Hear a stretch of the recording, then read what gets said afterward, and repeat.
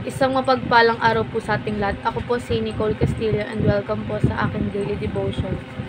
So, ang topic po natin ngayon is Great Tribulations. So, the Great Tribulations mentioned in Matthew chapter 24 verse 21 refers to a period of intense suffering and persecution. While interpretation vary, it reminds us that following Christ may involve trials. Yet Scriptures assures us that God remains sovereign and near even in suffering. For the believer, tribulation is never the end. It is the stage on which God's faithfulness shines brightest. So, meron daw pong interpretive options. So, yung first is past or intense suffering during the early church. And next po is present or suffering in every generations.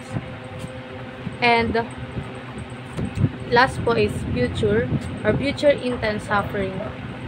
So, ayon po sa Matthew chapter 24 verse 21, for then there will be the great tribulations, such as has not been from the beginning of the world until now, no and never will be. So, ayon po sa ating katuruan,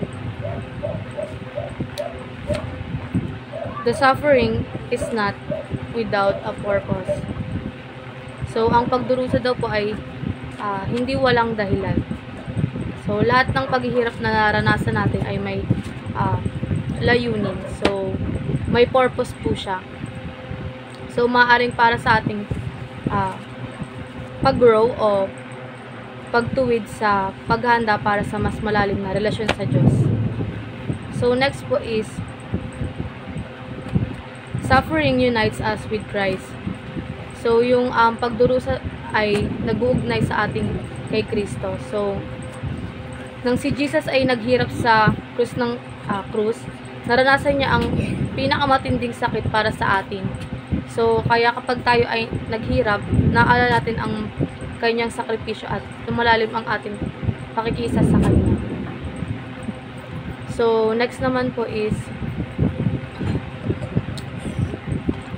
suffering achieves for us an eternal glory. So, ang pagdurusa ay naghahatid sa atin ng walang hanggang kaluwalhatian. So, hindi nasasayang ang bawat problemang naramdam natin or dahil may gantimpala itong nakalaan sa langit. Isang kaluwalhati ang hindi kumukupas. So, para naman po sa ating applications, consider suffering pure joy. So, ituring daw po natin ang pagdurusa bilang isang kagalakan. So, mahirap man tanggapin, pero kapag nakita mo ang layunin ng Diyos sa likod ng iyong paghihirap, tutok ang magpasalamat kahit sa gitna ng nararamdaman mo. So, next is participate in Christ's suffering. So, makibahagi sa pagdurusa ni Kristo. So, huwag tayong matakot sa sakit o sakripisyo para sa pananampalataya.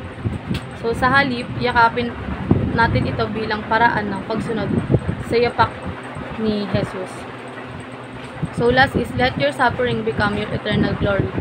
So, hayaan mo ang pagdurusa mo ay maging daan tungo sa walang hanggang kaluwalhatian.